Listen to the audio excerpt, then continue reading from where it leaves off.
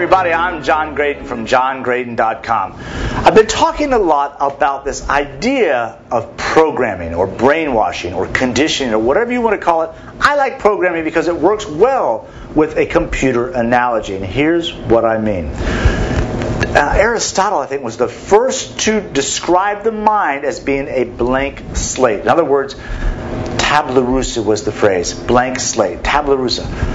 And studies have shown recently, doctors are saying that 50% of your attitude and your happiness is entirely up to you. In other words, we're all born with certain genetic tendencies and inclinations, but our model of the world is developed by our programming initially. And then either we go with the programming or we reprogram ourselves to change our model of the world. What do I mean by that?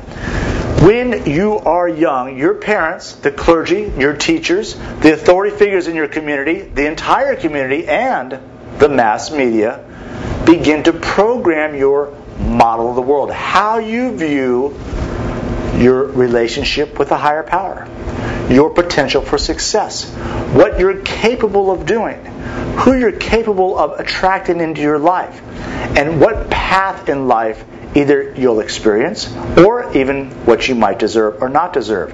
For instance, the 5 guys born in 1974, one in Brooklyn, New York, one in Guadalajara, Mexico, one in Baghdad, Iraq, one in Beijing, China, and one in, Africa. We'll say Nairobi.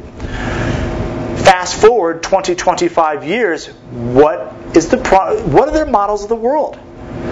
Each person will have a completely different model of the world because they have been programmed by their parents, their religious leaders, their community, their media to develop a model of the world. In fact, their model of the world will be so strong that some of them will actually kill each other for having a different model of the world. Here's another example. One of the most confused areas, I think, in all societies, particularly in the United States, is money.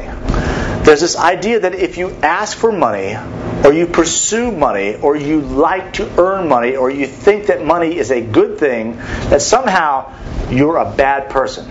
In other words, the model that you're conditioned often through media and parents is that rich people only get that way by selling their soul, winning the lottery, or stepping on the little guy in order to get to the top. That's why you see politicians will appeal to that conditioning of the population, because they know there's more people out there who are struggling for money than have money.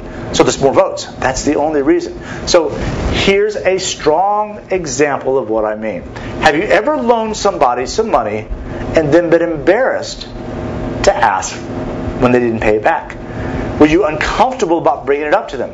Because a lot of us are taught from a very early age, we're programmed that if you ask for money, you're greedy.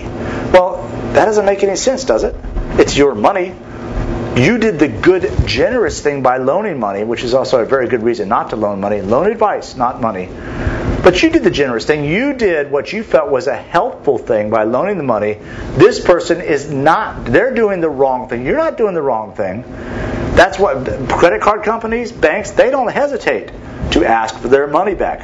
When you make a charge on a credit card, the bank pays that for you. That's a loan to you. When they ask for it back, it's not like they're bad guys for asking. However, if you look in the media, bankers are typically portrayed as being cold, heartless people. Why? Movie makers know that more people in the audience are going to share the programming of the person who didn't pay the bill back than are going to relate to the banker. So they know how to make that emotional connection. So programming is a way of creating, in some ways, a certain sense of sameness. It becomes a society brainwashing. All of those conventions, programming and brainwashing, have to be challenged, have to be questions in order for you to really make sure that you're living a life that's authentic for you and not just repeating the multi-generational cycles of the past. I'm John Graden. I hope that helps. I'll see you at johngraden.com. Thanks.